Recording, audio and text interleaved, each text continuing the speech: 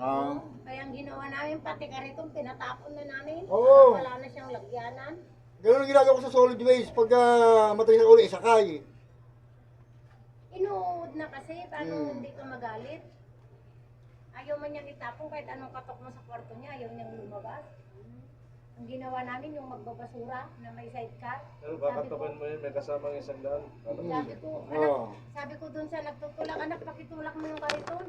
Sabi ko, tapon lang, tapos kunin mo na yung kariton niya, ay yung kariton niya, o di, wala na siyang lagyanan. Ang hilig niya kasing mangolekta ng basura doon sa may, Gumamela at saka gulaman, tapos diyan niya itatambak. Eh, siyempre, basura yan ang baho-baho.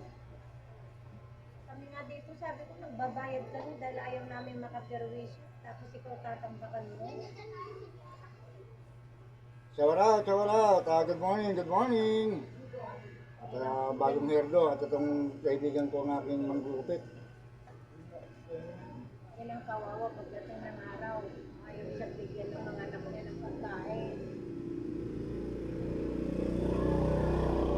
Kaya po namin.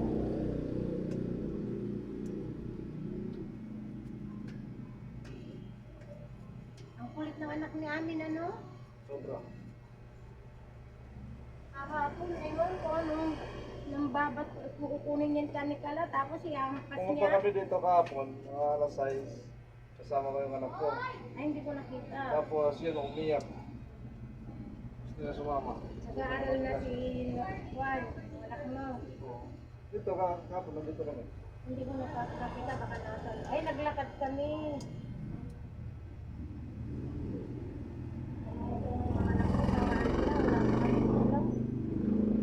Baka kayo dyan, no? Maraming ulam eh. Nakakasawa na rin. May tuloy. Nandun sa harapan. Hindi sila nakain ng luto ulam.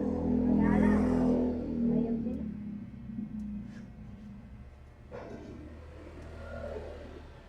Maaari man yung mga bata. Na, may kain ng aso na naman. Walang duty ngayon. Mamaya pa, mga kaibigan. Alas 2. Hapon ako. Medyo malamig-lamig yun. Oo.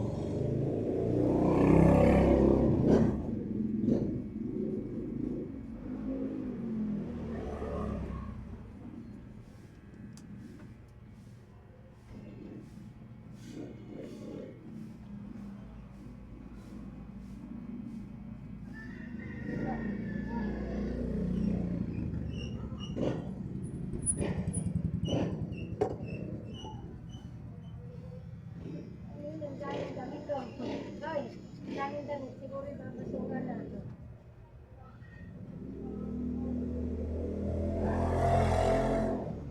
Nakakayanin eh.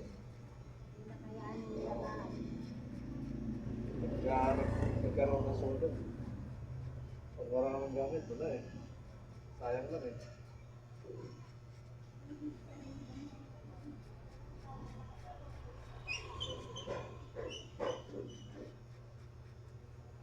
Tapos nagkasunod dito sa Maynila.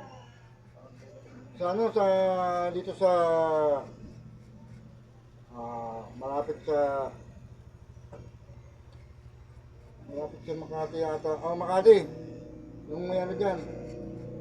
Nandito sa ano ko eh. Sa live ng ano eh. Kahapon, na ano ko kahapon. At ngayong mga bombero natin dito. Nandun sila. Naka-live si ano eh. Yung kabro ko sa ano eh. Sa fire eh. 5-7. Oo. Nagkaroon talaga ng sulod. Ano yan, tindahan niya ata ng gas kaya may sumasabog eh. Pero hindi to, malayo kayo nun. Yung sunod. Oo, malayo. Ayun dito yung sa atin? Oo. Nasa ano ako nun? Nasa barko pa ako nun? Ano sa bangko ka na? Oo. 2018. Oo. Nadamay sa amin pero yung ano lang, yung palapa, yung pinakaano niya, sa likod, yun lang. Hindi na tupok lahat. Yung kapitbahay namin, yung natupok. Pero ka din sa barko. Mga ano, 4. Dito sa Inter-Island sa atin. Hindi ka na nagsupport. Hmm.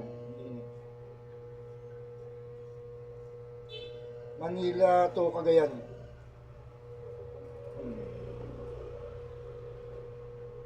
Tapos minsan pag ano kami ng langis, nagbubuga kami ng langis, dito sa North Harbor.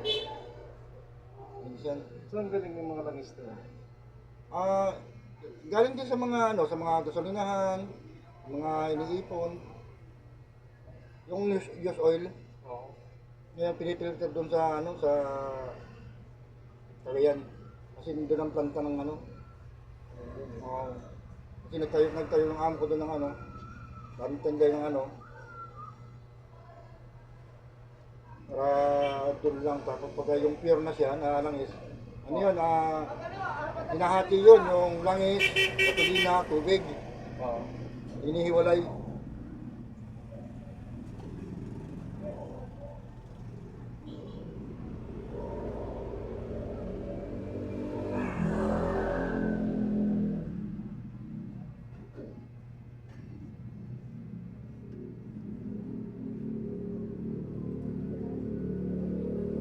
Tapos yung nauso yung tuti ng araw, gumagawa rin sila.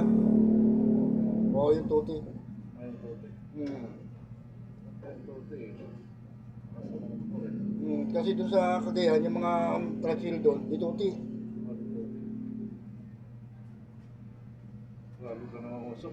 Oo. Kala na pag-aakit din. Mga trasil yung araw dito, yung hirap na hirap sila, usok yung kalsada.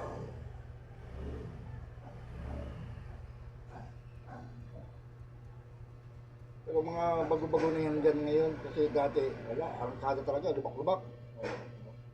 Pero pa nga tumawag niya sa may tapat ng barangay, binirit. Bago pa itong kalsada ito ba? Oo, bago pa lang yan. Hindi pa napapatungan yan, yan pa rin yan. Ano, patungan na pala, may espalto na pala eh. Ilang espalto na yan? Pangalawa na yata yan?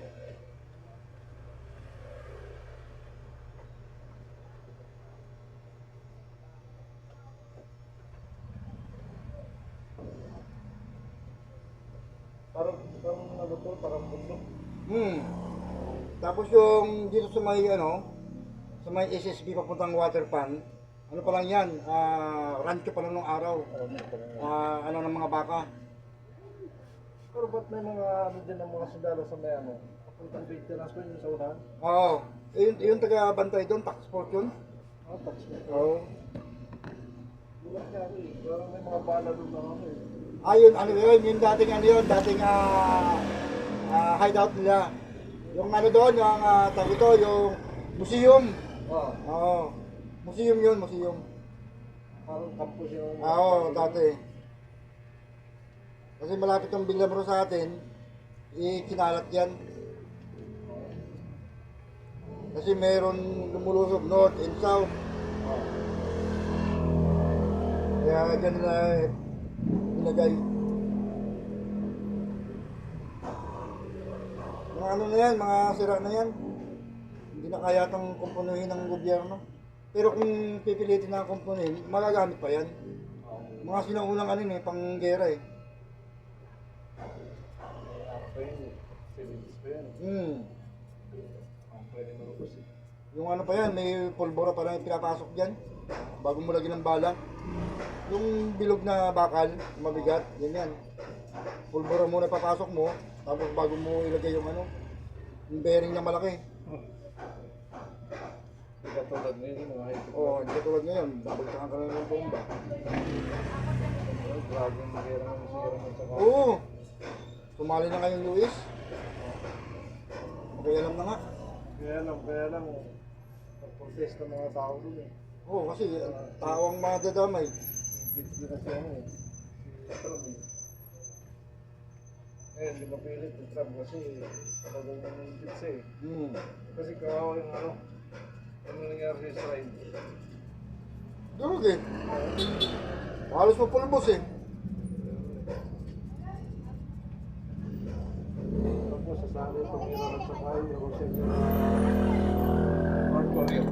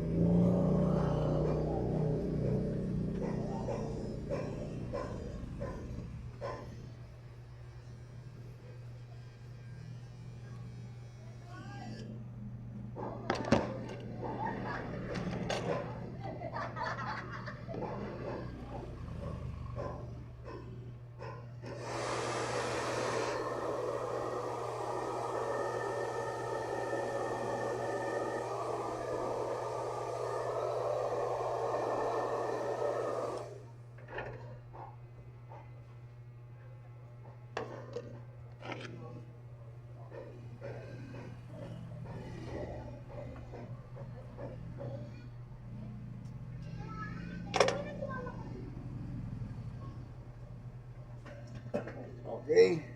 Ang tawag sa gupit na to, Army Cat. Maraming salamat po. Thank you.